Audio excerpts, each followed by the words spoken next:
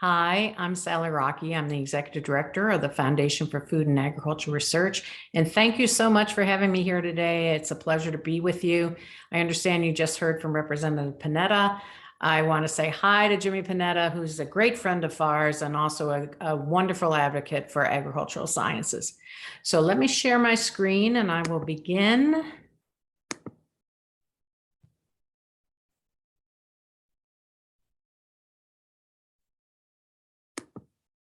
So as you know, the FAR was created into the 2014 Farm Bill as a approach to not only adding more funding to agricultural sciences, but also in doing it in a new and creative way. So if you look at this chart, shows the federal R&D funding by agency. That small gray area is the agricultural research portion of the federal portfolio. Agricultural research represents about 2% of the research funded by the federal government, which is a small amount compared to other agencies. So this stagnant funding led to the thought that that was envisioned by Congress to create a new way of doing agricultural science, and that led to the creation of a new model, which was FAR. So our mission is to build unique partnerships to support innovative science, addressing today's food and agricultural challenges. And that's a vision we can all, a mission we can all share, as well as our vision, which is we envision a world in which ever innovating and collaborative science provides every person access to affordable, nutritious food grown on thriving farms. So how do we work? Well, as you know, in 2014, we received $200 million in the Farm Bill, and in the 2018 Farm Bill, we received another $185 million for a total of $385 million.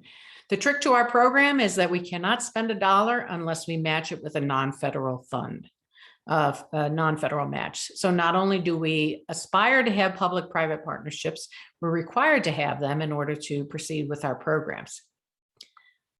So this is really a great investment by the taxpayers because in the past number of years, we have made 253 grants, but we have actually eclipsed our 1-to-1 match. We are about a 1-to-1.4 match, which means that by the end of our this next tranche of funding, we of $385 million, we will have brought to bear on agricultural science almost $1 billion in support. And to date, of that $385 million, we have funded or have in the pipeline about $278 million of it. So we create these novel partnerships. We're able to work very nimbly because we are while we're federally funded, we are not a federal agency, so we can do things differently than a federal agency. Of course, as I just mentioned, we leverage those public dollars with the private dollars. And finally, we fill research gaps. And this is really important because we work with the USDA, who are our closest partners, and we also are the foundation for the USDA. And we make sure that our work complements what they're doing and fills those gaps. And those gaps are important because we are small. We need to put a small amount of money compared to some of the other agencies on issues where this small amount of money is really going to make a difference and accelerate research as quickly as possible. So we make grants in 4 different ways. We can give competitive grants, which is basically crowdsourcing. Most of you are familiar with this. This is when we put out a request for applications and the world is our oyster. Anyone can come in and apply for grants. In fact, once a year, we have a program called Seeding Solutions where we open all of our challenge areas to a competitive program where people can bring forth their best ideas and bring forth their own match. But we have a number of other programs that run in competitive ways as well. We can directly fund awards. This means that we and our partners know who the experts are in the area and we want to fund those experts. And so we call that a direct award. Prizes are different than grants because prizes are given at the end of a period when the contestants in the prize can meet the requirements of the prize. Right now, we have a prize ongoing that is to sex an egg at the earliest possible moment so that we can reduce the amount of culling of male birds that we have to do. And finally, we create consortia. And consortia are groups of funding partners that get together to address issues that transcend across their sector. And oftentimes these are private companies, industry, who are competitors, and they come together to say, we can't do this alone. We're going to work together to try to solve these common issues.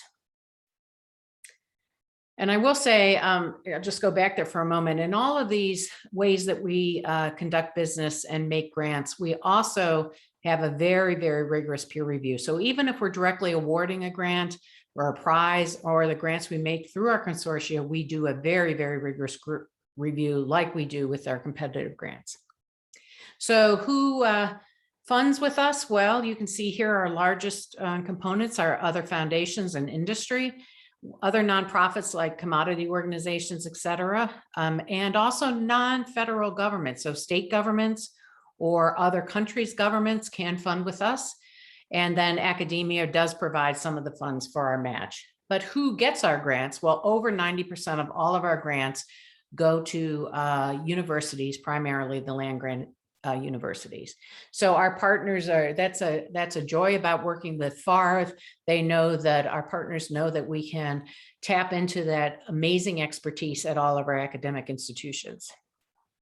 So here's an example, just a small example of some of the types of organizations we have worked with. In fact, it's pretty incredible to think we've had over 550 distinct funding partners in the last 5 or 6 years.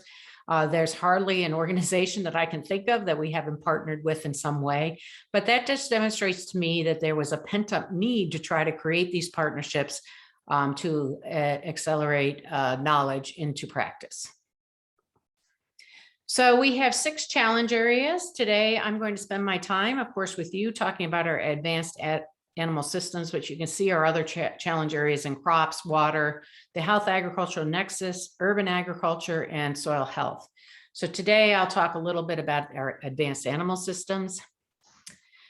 You should know that when we fund things in all of our challenge areas, we look for that cutting edge innovative research. And we have to have that private sector partnership to amplify it. So when we're deciding on programs that we're going to fund, we do a landscape analysis of whether or not there are potentials for funders to come forward. If we cannot find funders, we generally cannot launch programs. Again, as I mentioned earlier, those gaps, and also, are we applied or are we basic or are we fundamental? Well, first, personally, I think there's a lot of gray area. I think the most fundamental science in agriculture can also quickly generate applied solutions. So it's a gray area, but we do both. Primarily, we are more applied because we look for those real world applications, and that's in part because of the partners that we have. But we have launched some very, very fundamental programs that are foundational to being able to answer other more applied questions. So in our advanced animal systems, we have 4 research themes: farm animal welfare, environmental stewardship, antibiotic stewardship, and improving animal productivity. So here's just a few examples. I won't go through the details of these, but we have awarded MSU a grant. These are through our seeding solutions. And remember, that's our once a year competitive program. We awarded MSU a grant to decrease feed costs for milk with Mike Vandahar. Joe McFadden at Cornell received a grant on heat tolerance in dairy cows. Tad Sodegaard, Acelagen, which is a subsidiary of Recombination, also is looking at gene editing to improve heat resistance in cattle. And then most of you probably heard about the Dairy Net Zero, which we did, is now called the Dairy Soil and Water Regeneration. This is looking at $10 million from us, and along with our partners at the Dairy Research Institute and the Soil Health Institute, to look at feed production, crop production for cattle, and also to look at soil health and other management impacts, as well as manure management. And then you will hear in the next few weeks that we are going to have the Greener Cattle Initiative. There was a webinar in 2021 about advances in enteric methane, and this is a consortium that is developing as a result of that. It's to identify, develop, and or validate practices and technologies that are socially sound and commercially valid that reduce enteric methane. So this is very, very exciting. We have slots for about 10 founding members. We already have 8 of them in line to join this consortium. So again, this is going to be a very, very important consortium that we will have funded here at FAR. And then you also know about our current consortium in the animal systems, the International Consortium for Antimicrobial Stewardship in Agriculture, or ICASA. ICASA is really important to find tools and management solutions for judicious antibiotic use and leading to healthier livestock. At the bottom there in the green, you can see the many, many partners that we have in this consortium. It's been fantastic, from feedlots to some of our major retailers to some of our restaurant groups, as well as our commodity organization. It's been a very fantastic consortium. So and they do things in all sorts of different ways. They do competitive programs, they do direct funds, like most of our consortia. They use all of our management techniques to make highly innovative grants. The Rapid Outcomes from Agriculture Research, or ROAR, this is a really fascinating program. It supports research to emerging and unanticipated threats. So there really are pests and pathogens that are coming either new to our production systems or are re-emerging, and it's somewhat in an emergency situation. So what we do is we allow people to submit proposals that have the match included in them. It's $150,000 for FAR, so you have to come in with your $150,000 match. And the reason being is that we have to move really fast. So when we get your proposal, we make a grant. We can make a grant in as short of time as a week if we find it's a true emergency. And you can see at the bottom some of the types of pests and pathogens that we've worked on. The idea here is to get some money out there that allows people to collect data at the beginning of an emergency. And then the applicants, we hope, will seek funding for more long-term research after the FAR funding is over. We also have as one of our major points in our mission to support the next generation of scientists. And we have created with and endowed the National Academy of Sciences with the Gates Foundation to create the first prize in food and agriculture, which is for mid-career scientists who have done great things and are going to continue to do great things in agriculture. This is a $100,000 personal prize to an individual of high caliber. We fund new innovators. Those are faculty members who are at the first within the first 3 years of their faculty position or their career track position. So we have also funded ARS scientists and some other types of scientists in this.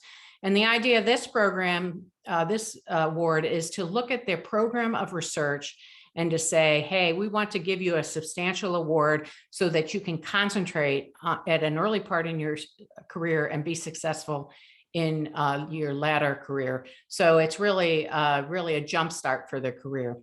Our FAR fellows are wonderful. This is giving opportunities to graduate students across the country to receive experiences in areas outside of just the research experience. So they learn professional development, they get industry fellowships, they learn about entrepreneurial and business skills, so that the idea is when they come out of their graduate program, they'll be well-rounded and highly competitive for the many kinds of jobs that they might have. And finally, the vet fellows are with our wonderful partners at AAVMC. And we want vet students to get a taste of doing research. And we want them to do research in animal systems and not just biomedical research.